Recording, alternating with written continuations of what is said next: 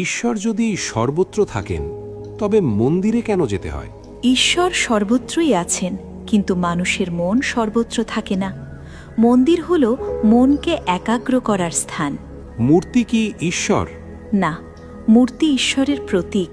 যেমন ছবি মানুষ নয়, কিন্তু মানুষকে মনে করিয়ে দেয়। ঈশ্বর কি রাগ করেন? ঈশ্বর রাগ করেন না।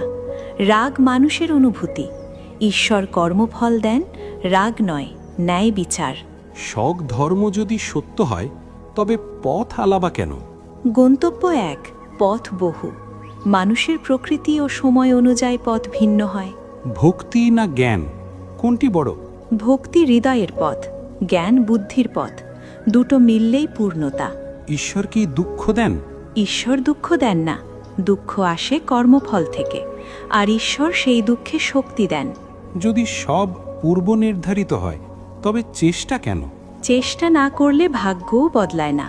কর্মই ভবিষ্যৎ নির্ধারণ করে। জন্মান্তর যদি সত্য হয় তবে আগের জন্ম মনে নেই কেন? মনে থাকলে বর্তমান জীবন অচল হয়ে যেত। ভুলে যাওয়াই নতুন করে শেখার সুযোগ। পাপ করলে ঈশ্বর ক্ষমা করেন? ক্ষমা করেন, কিন্তু কর্মফল বাতিল করেন না। ক্ষমা আত্মাকে হালকা করে, ফল শিক্ষা দেয়। সন্ন্যাসী কি মুক্তির পথ? না, সংসারেও মুক্তি সম্ভব, যদি আসক্তি না থাকে। কেন ঈশ্বর নিজে এসে সব ঠিক করেন না? কারণ মানুষকে দায়িত্বশীল হতে শেখানোই ধর্মের উদ্দেশ্য। মৃত্যুই যদি সত্য তবে জীবনের অর্থ কি?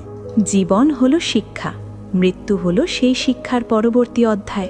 ঈশ্বর কি ভয় পান? না, কিন্তু মানুষ ভয় পেলে ঈশ্বরকে ভয় করে, ঈশ্বরকে ভালোবাসে না। সবচেয়ে বড় পূজা কোনটি? নিষ্কাম কর্ম ও করুণা, এটাই শ্রেষ্ঠ পূজা। ঈশ্বর কোথায় থাকেন? যেখানে অহংকার নেই, সেখানেই ঈশ্বর বাস করেন। হরে কৃষ্ণ।